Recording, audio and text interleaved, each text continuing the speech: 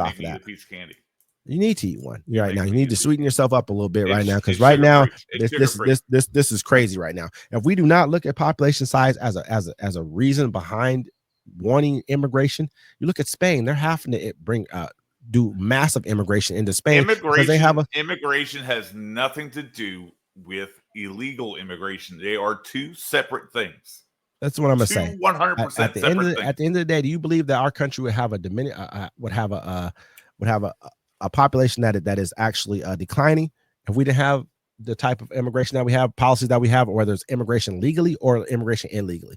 Do you think that we would have a declining population? 675,000 people that get visas every year. That's a lot of damn people. That's not going to change the number. That wouldn't even push anything in this country. You got to remember, like you said, we have 300. And you said 400 but who's million. To say you can't make it more? 40 million people. But who's to say you can't make that more?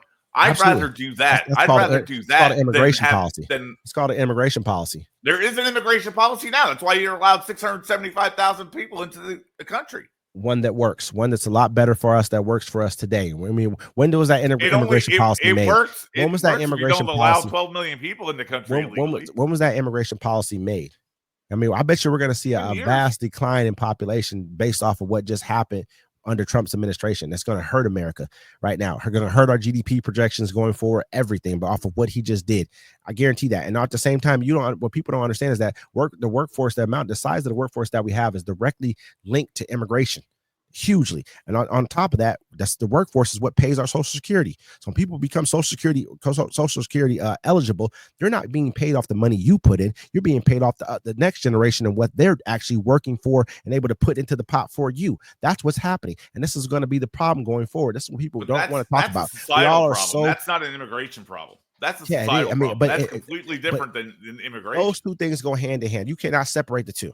It's part of the game. No, you cannot. Yes, you can, because Gen Zers are dumbasses. Okay, they're the ones that are causing the population slowdown. No, that's not true. It's been happening for a lot longer than Gen Zers. It's been happening for a lot longer than. Yes, it has. Yes, it has. It's not just a new thing. You can go back and look generational wise. Baby boomers was probably the last generation of people who actually came into this country and actually created. Where they started, where our birth rate was even on par. That was probably the last generation of that even happening. It's not their fault. By far. But the problem is societal too. It's 100% societal because people don't want to have families anymore. It's why? Because economics. There's a lot of different things that are happening in this country because people are being dragged down. We're being hit with high rent, high housing costs, high healthcare costs, high education costs, high food costs, high energy costs. Leslie, you're a capitalist, right? You're a capitalist, right? You're a capitalist.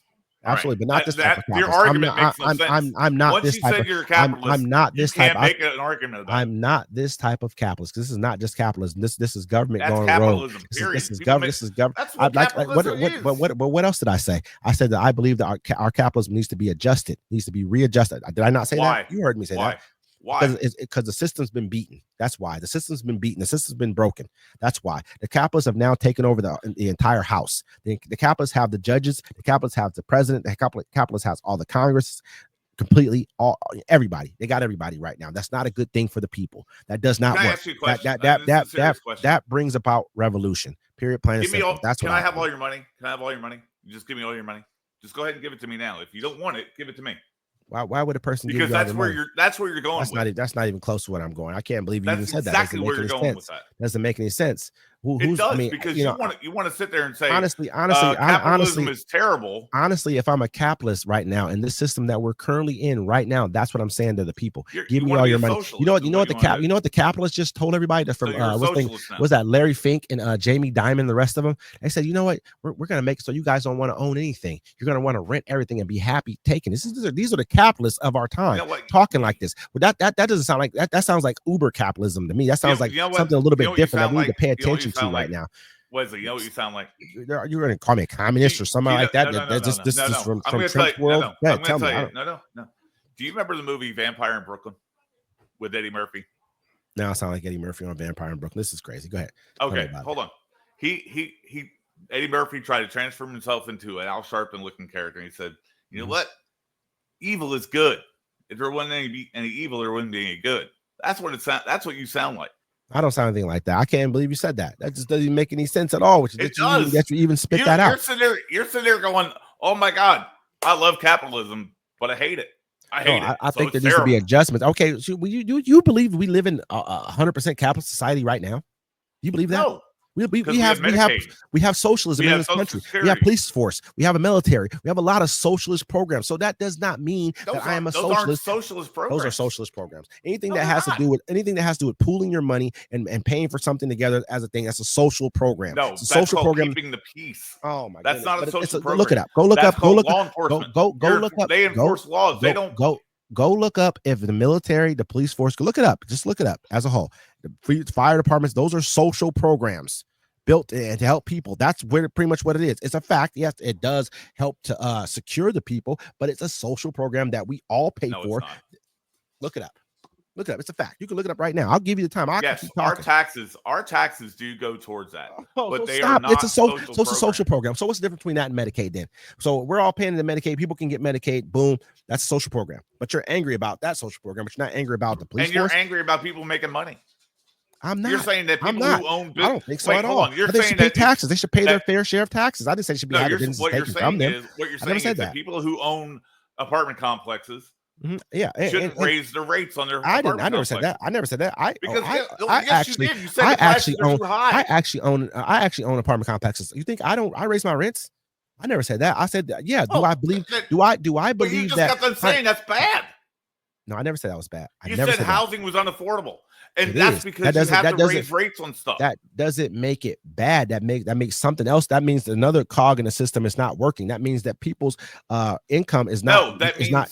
Are not raising. You're raising your prices because other prices go up. Exactly, and that means other things are not raising for those people as well. That means how much. So you're they're saying making. to keep. That means what you can't expect people who, and because you're an owner, that money goes into your pocket so you can make a living and you can live on this planet, right? Mm-hmm. Therefore, why is it bad for other people to do the same thing? No one said that. I never said that. Yes, you just made that up. I said that. No, I didn't. I said housing's unaffordable. Just because something is not affordable. Why is it unaffordable? Okay, let's get into that now. Why it's unaffordable? Because you look at where what is it called? How much people are making versus the prices of goods have not kept pace in this country for quite some time. You look at the federal minimum wage, not saying that equates into everything, but what they're saying is that's a base minimum wage for people need to be making across the country. You know what I mean? Pretty much. Why these things are not going up. We're not seeing these things rise at the same cost of inflation. The reason why this is also happening is because government overspending. We're spending too much money. We're paying almost $800-900 billion a year to pay for interest on our national debt. $800-900 billion a year. Are you serious? You know what kind of programs that we could have with that kind of money, because we're spending too much money to give money to billionaires right now who are not paying taxes into the system. That's what I'm talking about. This is not me saying that people should not be able to raise their rents. I never said that. You just made that up. That's a good one. No, I see how you tried to spin me through a loop. I said housing is unaffordable. It is unaffordable in this country. It's unaffordable because not just because people are raising their rents. Because people, yes, that's part of it. That's not the only reason why. It's not just about rents. It's about utilities. It's about property taxes. It's about all these things. The biggest thing is also property taxes. I mean, know what else do? Housing bubbles also cause that as well too. Housing bubbles, because people buy houses at a really high price and they have to raise the price on the rent because the person who they bought it from before might have, like a person who I bought a piece of property before, bought a piece of property for really cheap. When I got it from it cost me way more. So when I came in to talk to me, I'm like, hey, I got to raise your rents because I pay more for a mortgage. And then all at the same time. Whose fault is that? It's not a fault of. What I'm saying is okay, but the fact of the matter is they were getting a really good price on the rents. It was really low for the area. The area I got a house right across the street from you. That's worth $1.3 million. I mean, it's a different ballgame. The reason things cost more are because utilities go up, taxes go up. All these things that equate to owning property or buying a property, renting a property, all go up. And what should not be a lagging, people, how much people make. Wages should not lag that how they've been lagging it over the last 50 years. That's the problem. This is what I'm saying. This is not me being. I get what you're saying. But the problem with that argument is that you cannot force companies to give people more money. You can't do it. I think that what we can do though. We can take away health insurance being a thing that people have to guess what happens if you mandate a company to give everybody a 20% raise every year, that company goes under in a heartbeat. No, Those but yeah, people are out of 20% raise jobs. is huge. I mean, we could even say Well, you it know could be what? an increment. It could be, I'm not saying. I get it. They do it. They They go out kind of of do it in business. certain. They And kind then of do what? it. You kind of do it in certain ways by raising the minimum wage. That kind of puts pressure across the board for other wages to go up as well. But what I will say is this right here. I'm not talking about mandating. What I'm saying, the consumer still eats that at cost. What I'm not talking about mandating. You put a kid at McDonald's for $15-$20 an hour. Guess what? Then that cost goes to the consumer. We've seen it from $2.99 Happy Meals or whatever to $8.99. We've seen it happen. You want $15-$20 an hour. That's what's going to happen. Then nobody can afford it. I mean, that's not this may not be a bad thing. So we don't eat McDonald's anymore. But what I'm saying is, companies go out of business because of that. I'm not saying that people need. They're okay. This is what I would also say. If we universal healthcare would be a very great thing for people, because we could drive down the cost of how much they're paying for healthcare. That's a savings in their pocket now that they don't have to pay anymore as much of, like we talked about, the 12,000 versus 6. I'm not saying that's the right numbers, but that's a savings for them right there. Education. There's another way for us to put savings. There's ways as a country we can push ourselves to a more sustainable future, and a more sustainable future. But guess what? That still doesn't take care of rising costs. Rising costs for everything else have to make up for what you give back to the you know, but we also know that a lot of rising costs is corporate greed. Are they artificial? Artificial? I think a lot of it is. Okay, a lot of it is artificial. I can understand that. We've watched it happen. It's also native. It's also a natural thing. Absolutely. But it's also a capitalist trait. It costs money to make things. But if I can see the same exact thing that you're getting here, which is maybe it's not a made thing, maybe it's something that you grow or something else, or something. Okay, say a made thing, it would be a pharmaceutical or drug. But you can charge people over here this price, but you're charging us 10 times more. There's a problem.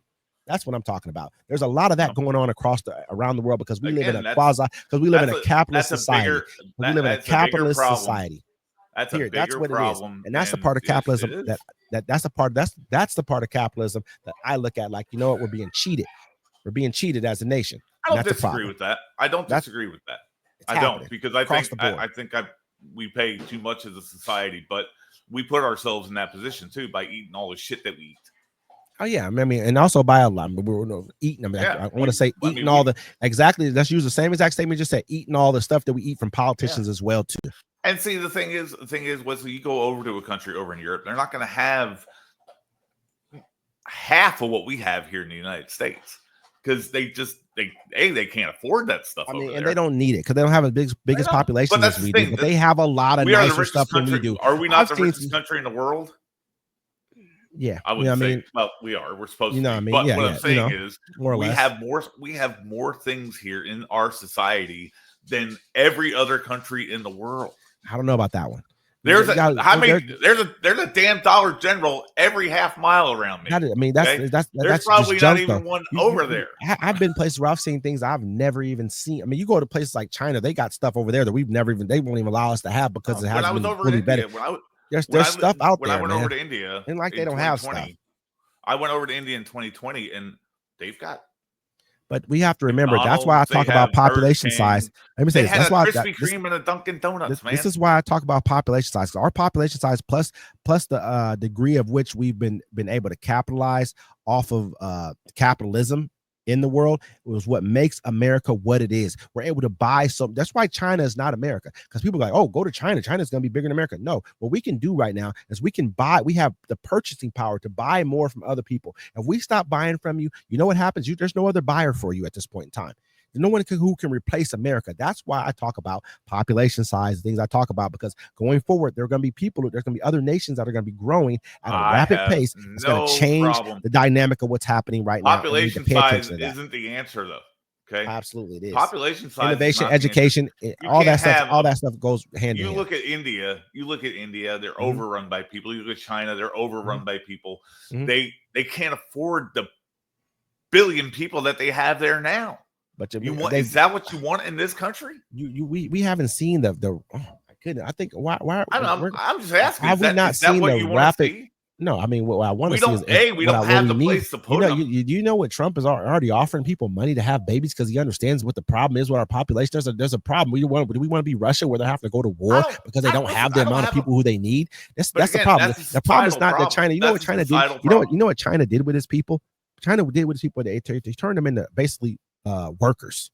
It's what made China grow at such a. They didn't. You know, China didn't even have a $1 trillion economy at the start of the 20th century. They didn't even have a $1 trillion economy. Yeah, I think they just had gotten it somewhere around there. Look at them now. We didn't have a $1 trillion economy at the beginning of. Yeah, we did. Are you talking about 21st century? Yeah. Oh yeah, 21st century. Yeah, we've had it since like 60 something or something like that, or 70, 19. I thought you said 20th. No, it's okay. But yeah, I mean, so look how fast they've grown. Look at where India is right now. Look where India is right now. That it matters. Yeah, they can't afford anything over there. I mean, because they were colonized. That we could go if we can go back into China. We could talk about the facts and everything that went along with it. Let's not do that. Let's not just make it out to be like communism. What ruined that country? You know what ruined that country? I would say, do we not know that China had the highest GDP in the 1800s? Like I would say maybe the mid or something like right before that. They had the highest GDP in the entire world until they were basically forced into becoming a subservient of Britain, France, and no, that's not true. That's not what happened. Go look at I think it was like either like the century or the decade of humiliation. This is the whole point of what happened over there. They forced them to take their opium for their tea. They forced them to take that. This is what happened in China. They said, we don't want this anymore. They raided them. They made them pay like over $200 million back then. That was a lot of money, basically, because they beat them in the war. Go look at the facts, man. This is not what really was going on. This is not what happened. This is not China's first rise.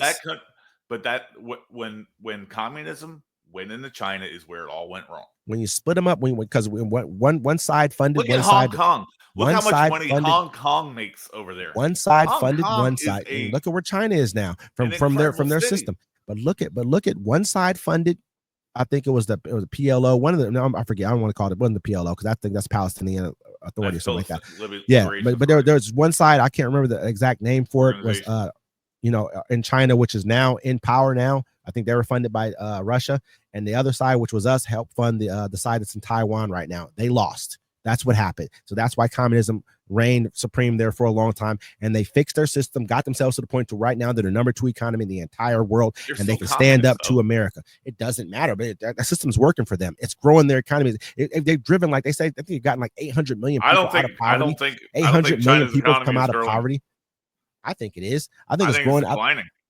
I think their population is declining. That's the problem that they're about to run into, is a population decline, a huge one over the next 70 years, 50, 70 years. They're about to lose like 600 million people or something like that. That's the problem. But with that, I know that we've gone way off subject yet again, but I love the discussion. I think we had a great one today. And with that, this will be our episode of Civil Discourse. I am your host, Wesley, with my co-host, Steve. We'll see you again next time. Thank you.